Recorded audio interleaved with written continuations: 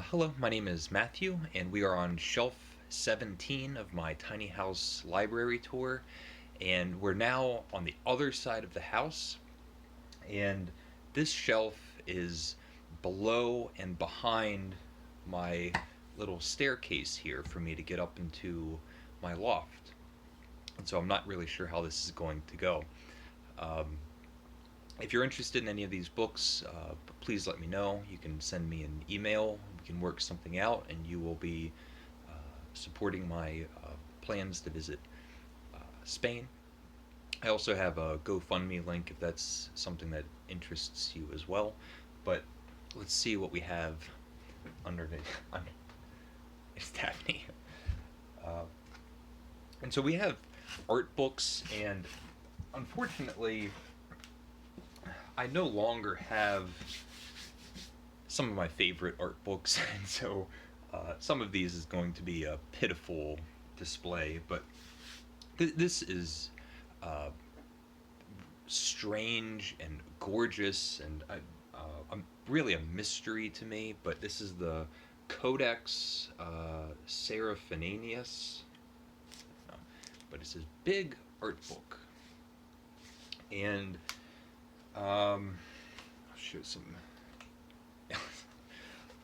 I forget the story with this thing, but it's full of um, almost like a science fiction or fantasy world that um, somebody or a collection of people put together. It has a strange language, and for me, it was something that I thought was like the neatest thing. I looked at it for maybe an hour and then never looked at it again. What do we have? The Grapes of Ralph. Um, Wine according to Ralph Steadman. And it's full of illustrations and writings from Ralph Steadman. Um, and again, I spent maybe some time looking at it and then never looked at it again.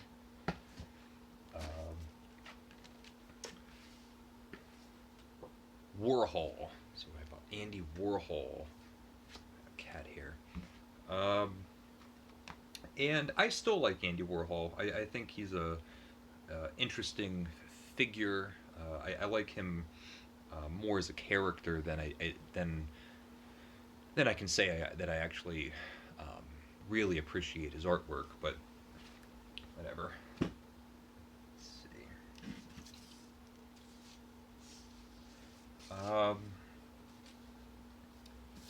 This is a graphic novel of the first book um, in remembrance of things past. So it's In Search of Lost Time, Swan's Way, a graphic novel. Adaptation and drawings by Stefan Hewitt, translated by Arthur Goldhammer, and it's great. It has fabulous artwork, um, and it's a proper graphic novel of Swan's Way.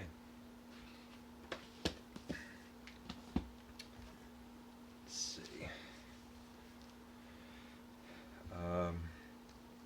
This is a Dali book, and um, it is like a cookbook. It's a cookbook with Dali illustrations. I've never I've never tried any of the recipes, but it's pretty cool. Should I get?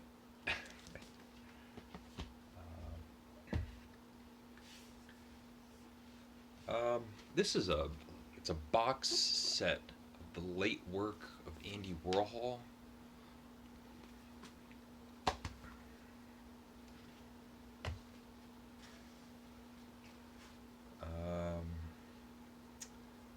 So, a cookbook by Anthony Bourdain, Appetites. The cover illustration is Ralph Steadman again. And I wish I could say that I found it more useful. I read some of the essays or the writing portions of it, but um, it's mostly a coffee table book or something. What do we have? Okay. This was given to me by my friend Bob, my old friend Bob, and I remember him telling me about this. It's the Cocaine Papers by Sigmund Freud, and it is a riot. I never did read the whole thing, but I read some of it. Um, it's it's Sigmund Freud just talking about all of the advantages and benefits of cocaine and how it has no downsides. uh,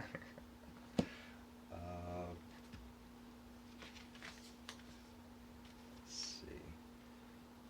Cookbook by Jamie Oliver, Everyday Superfoods.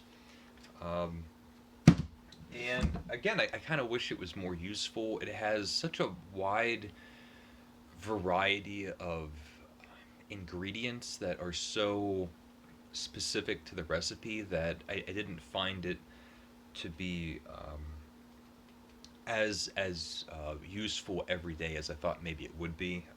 The recipes that I tried, this is a cookbook that I actually um, tried some of the recipes. They're great, but every recipe has like some certain specific um, ingredient that I needed to buy that I couldn't easily translate to another recipe. Um, so I ended up throwing away more. Let's see. Okay, it looks like we're going into some um, kind of proper books that you read, and arguably by Christopher Hitchens. And this is great. I loved reading through this. I don't know if I've read I don't know if I've read it cover to cover, but it's the best of Christopher Hitchens. It has literary criticism and yeah, I'm looking at it now.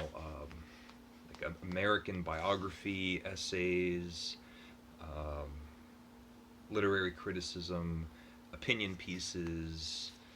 Uh, yeah, it's quite good.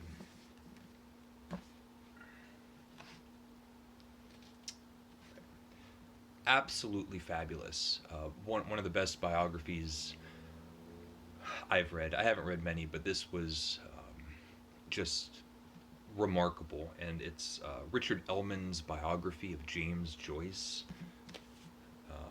It's a thick thing, but I loved it. I read it um, years ago, over a decade ago, um, and Richard Ellman just has a way of um, turning.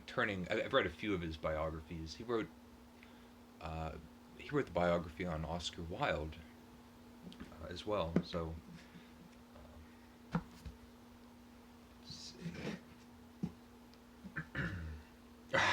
This is my biography of Rasputin, which I just loved. It's this. Um, looks like a book that you would find in a crypt somewhere. Let me see if I can see who it was by. Rasputin, the Holy Devil, by Renee Fulop Miller. Look at that. I loved this book.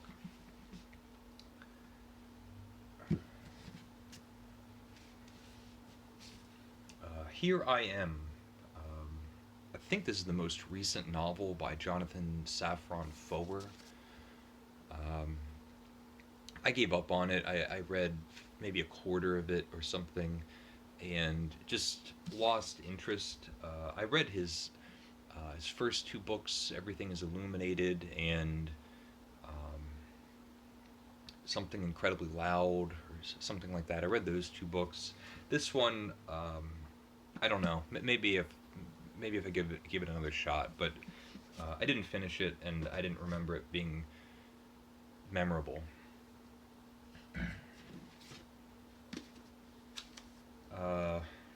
Triggered by Donald Trump Jr. I need to get rid of this somehow.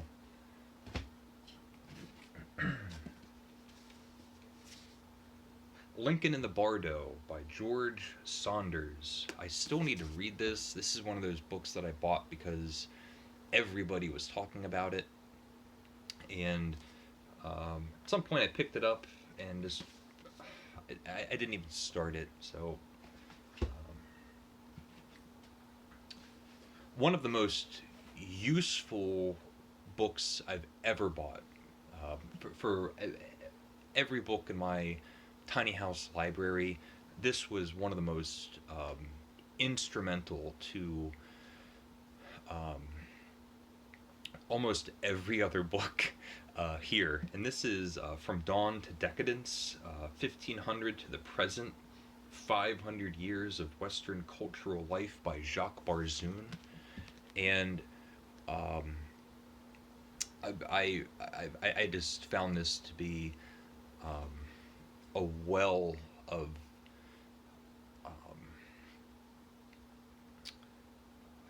knowledge and influence, and a way of just sparking my curiosity endlessly. And it has it's written almost like a textbook where it'll have these insets and then footnotes and index where you can um, find in-depth sources or readable sources, things that would be for the general reader. And um, endlessly, I was just constantly going back to this and finding new and interesting writers and things to investigate. I just loved it. It's just incredible.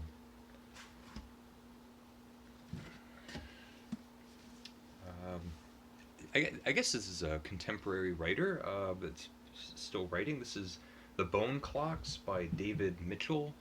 I first read Cloud Atlas, which I really enjoyed. I think I saw the movie first, and I liked the movie. And Cloud Atlas had um, some interesting literary techniques as far as um, the writing style and narration, and it would um, change styles depending on the period. And um, well, anyway, this was also a really fun book. For whatever reason, those are the only two books that I read by David Mitchell, but I really liked them. This is a great book.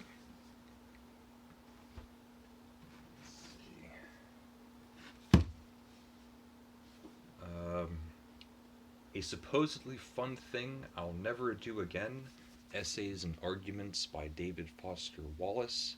Um, I would say of all the things that I've read by David Foster Wallace, I find him um, I find him at his best when he's writing short nonfiction um, essays, if you want to call them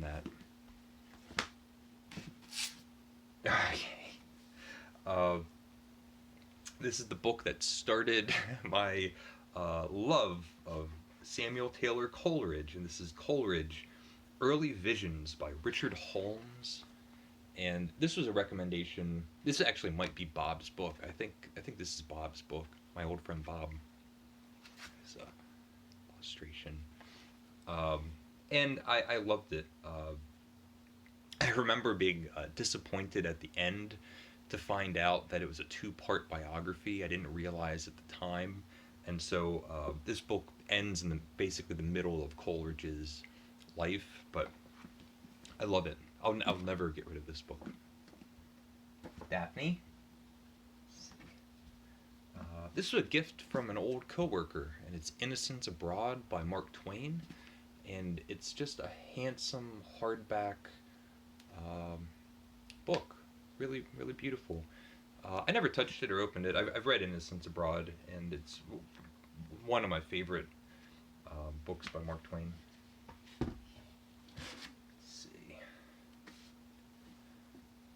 Black Holes and Time Warps by Kip Thorne. And I bought this around the time that I saw Interstellar, that Christopher Nolan movie about time travel and space and all those things, science fiction movie. And I didn't get too far into it. It's a general reader book on general relativity and black holes and special relativity and all those things. But even for a general reader, it requires probably more schooling or knowledge of that kind of science than I know or am capable of.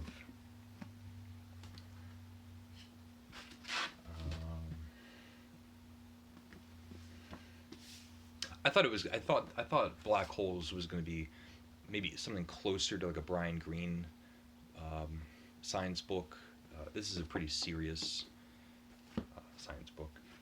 Um, this was really helpful. The Old Testament and its historical and literary introduction to Hebrew scriptures. On my Instagram page, I just posted these pictures from an old art show that I had 8 or 10 years ago, and it's a series of biblical paintings starting from um, the exile of Adam and Eve in Eden all the way through to um, Revelations and the Last Judgment. And I spent a year studying um, the Hebrew Bible and the New Testament, getting a handle on all of those stories. And this was one of my reference books to help me um, visualize and focus in on certain stories, deciding on which ones I wanted to paint and how I wanted to depict them.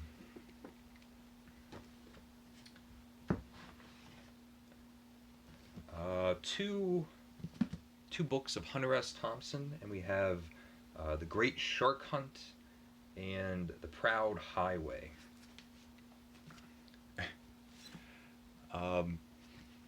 And I look back most fondly on Hunter S. Thompson's early letters, more than um, I don't think too much of his sort of professional gonzo persona.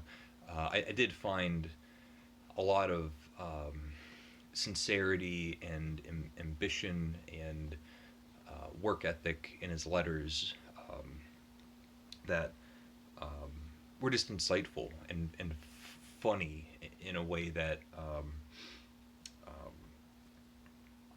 in a way that I liked. I don't know. He's not my favorite writer, but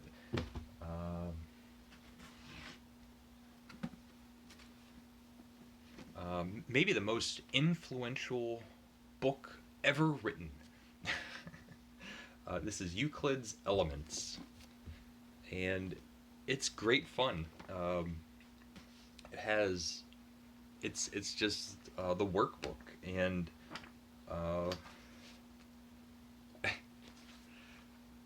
yeah, it's a good book to have. What do we have? What is this? The Age of Rembrandt. This is an old. Let's see. Just a book of Rembrandt, black and white paintings. Is that the one I just showed? I don't know. And that's it. So I think this was shelf 17. Let me know if you might be interested in any of these. I'm not sure, or if any of the other bookshelf tour videos. But let me know what you think of the books. My thoughts on the books. We're going to be moving up step by step, all the way to the top, and then back down. So leave a comment if you would like, and thank you for watching.